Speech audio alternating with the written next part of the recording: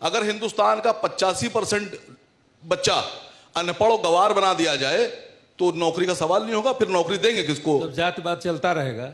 80% बना दिया जाएगा मुल्क, तब जातिवाद चलता रहेगा। सर देखिए, चाहे आप महंत जी आप बहुत सीनियर हैं, काबिल एहतराम हैं, लेकिन सच्चाई ये है खाना आप भी खाते हैं, पैसा आपको भी चाहिए, घर आपको भी चाहिए। ऐसा नहीं है कि अगर आप महंत हैं तो आप बिना खाने के रहते हैं। एक दलित को भी खाना चाहिए, एक आईएएस को भी खाना चाहिए, एक आईपीएस को भी खाना चाहिए, मुसलमान को भी खाना चाहिए, हिंदू को भी खाना चाहिए। उसका इंतजाम कौन करेगा? न खाऊंगा ना खाने दूंगा। नहीं, उसका इंतजाम कौन करेगा सर? मैं पूछ रहा हूं आपसे, यह कैसी बात आपने कह दी, ना खाऊंगा ना खाने दूंगा? एक नजरिया ये भी है। कैसे नजरिया है? एयरपोर्ट आपने किसी दलित को क्यों नहीं दिया? एयरपोर्ट आपने किसी मुसलमान को क्यों नहीं दिया? एयरपोर्ट आपने किसी गरीब को क्यों नहीं दिया? एयरपोर्ट आपने किसी बैकवर्ड को क्यों नहीं दिया? एयरपोर्ट पे सिर्फ हमारे अडानी भाई का हक है। खाने से तात्पर्य है कि केजी बेसन का नाम सुना आपने? कृष्णा गोदावरी बेसन, कितने लोगों ने सुना केजी बेसन का नाम? क्या हिंदुस्तान में ऑयल नहीं निकलता है? क्या हिंदुस्तान में गैसेस नहीं निकलती हैं?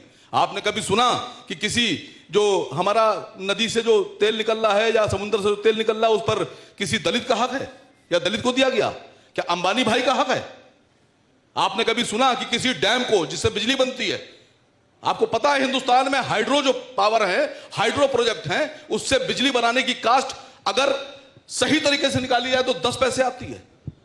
10 पैसे की बिजली डाकुओं को डैम बेचकर फिर उनसे 2 रुपए में खरीद कर हिंदुस्तान की आवाम को 8 रुपए में बेचेंगे आप। इस पर बात कौन करेगा? आसिम वकार करेंगे या आप करेंगे या कौन करेगा? आइए बात करते हैं इस पर। देखा आपने मुद्दे क्या है? एयरपोर्ट तक जा रही है बात, केजी बेसिन तक जा रही है बात। इन मुद्दों के इर्द गिर्द चुनाव होंगे।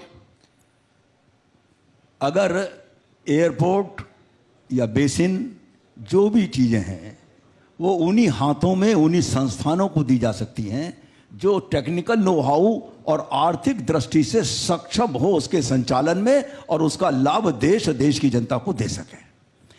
ऐसे केवल अगर जाति के आधार पर या गरीब के आधार पर अगर उनको सौंप दिया जाएगा तो वो पता लगा जहां जिस स्थिति पर आज खड़े हैं उस स्थिति से भी रसातल को चले जाएंगे। ना देश को लाभ मिलेगा, ना जनता को लाभ मिलेगा और ना उनकी कीमतों को नियंत्रण रखा जा सकेगा। मैं एतराज करता हूं सर।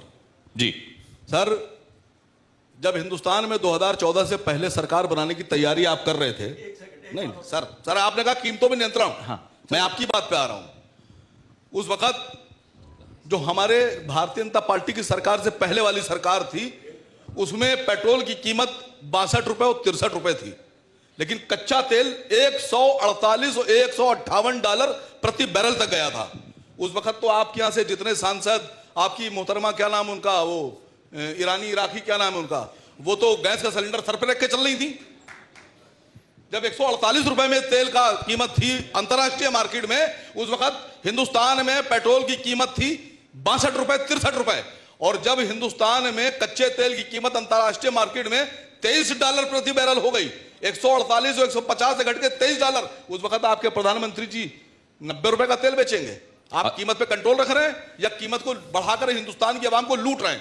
असीम वकार जो बात कह रहे हैं, अगर आप ये देखें लब्बुल वाब इस सेशन के विषय के हिसाब से, तो ये समझ में आता है कि चीजें क्या राम के नाम के इर्द गिर्द नहीं घूम रही हैं। अब जो असीम वकार ने जहां से बातचीत कहनी अपनी शुरू की कि राम मंदिर बन गया, राम की बात यहां नहीं होगी तो कहां होगी, लेकिन अब बात आगे की होगी। तो क्या अब बात जब आगे की होगी तो भारतीय जनता पार्टी के लिए जहां से सबसे ज्यादा वोट जिस गंगोत्री से आते थे, क्या उस गंगोत्री में काम संपूर्ण हो गया है या ये काम निरंतर चलेगा? और दूसरा, मुझे यह भी समझ में नहीं आ रहा है कि साधु उनका एक वर्ग नाराज क्यों है? देखिए, आपने जिक्र किया गंगोत्री का। वो दिन दुर्भाग्य का दिन होगा जब देश से गंगोत्री सूख जाएगी तो गंगा कहां से आएगी? गंगोत्री में काम मुकम्मल हुआ। सुन लीजिए एक मिनट, मैंने ये नहीं कहा कि वहां इसलिए आप और उधर की गंगोत्री में समस्या क्यों है? अभी बात कर रहा हूं। दूसरी बात, आप विषय है राम का और उस पर जोड़ के जो बात सामने, मैं उसका जवाब तार्किक और सार्थक जवाब देना चाहूंगा। वो राम के भक्त के भी भक्त उनकी हैं। भी बताऊंगा। आज की तारीख में जो जिस चीज का उत्पादक होता है, यानी जो फैक्ट्री का मालिक होता है, वो अपने उत्पादों की दर तय करता है अपने खर्चे और अपना मुनाफा सब देखकर।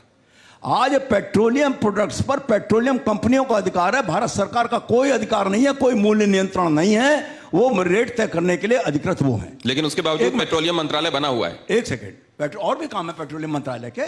भविष्य में तेल की खोज का काम तो पेट्रोलियम मंत्रालय का ही है। दूसरी बात, मैं आदरणीय आ रहा हूं मैं जल्दी से क्योंकि मेरे पास कुल आ रहा हूं आपके पास आ रहा हूं। असीम बकार, बात पूरी हो जाने दीजिए, मैं आप ही के पास आ रहा हूं। सर आदरणीय स्वामी जी से, लेकिन वाजपेयी जी से मुझे उम्मीद नहीं थी।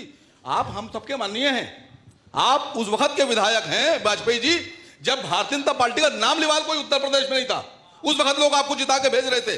आपकी जिम्मेदारी बनती है, आप गुमराह मत कीजिए। आपने कहा भारत सरकार का नियंत्रण नहीं है। जो मोरारजी देसाई की कपड़ा मिल, उस पर सरकार का नियंत्रण।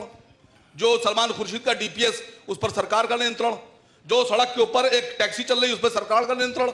वो आप बता रहे हैं कि तेल कंपनी में सरकार का नियंत्रण नहीं है। आप इस्तीफा दीजिए। सुनिए सर, आप वो विभाग हम लोग को दीजिए, हम आपको दिखाते हैं चलाकर कैसे चलाया जाता है। जो सच है वो मैंने कहा है। 24 घंटे के अंदर, सुनिए सर, अगर 24 घंटे के अंदर हिंदुस्तान में तेल 30 रुपए लीटर ना बिक जाए तो मेरा नाम बदल दीजिएगा। हमको हिंदुस्तान से, लेकिन हम लोगों का जो अनुभव है असीम बकार, वो ये कहता है कि अगर चुनाव 24 घंटे के भीतर आने वाले हैं तो तेल के दाम जरूर काबू में आने लगते हैं। वैसे 24 घंटे अगर फौरन सत्ता में आने के बाद मिलने वाले हो तो ऐसा होता है कि आप अपनी बात जल्दी से पूरी कीजिए। एक सेकंड, संत समाज में कुछ लोग नाराज क्यों हैं? आसिम बकार साहब की बात का एक लाइन में जवाब, ना नौमन तेल होगा ना राधा नाचेगी, नंबर एक। नंबर दो, मैं गेरुए वस्त्र के प्रति पूर्ण सम्मान और नमन करते हुए, प्रत्येक संत आदरणीय है, पूज्य है। मेरे परिवार के भी पूज्य हैं, स्वामी स्वरूपानंद जी महाराज, स्वामी कृपात्री जी महाराज की से लेकर अब तक के। मैं स्वरूपानंद जी महाराज के प्रणाम करता हूं, चरण छूता हूं।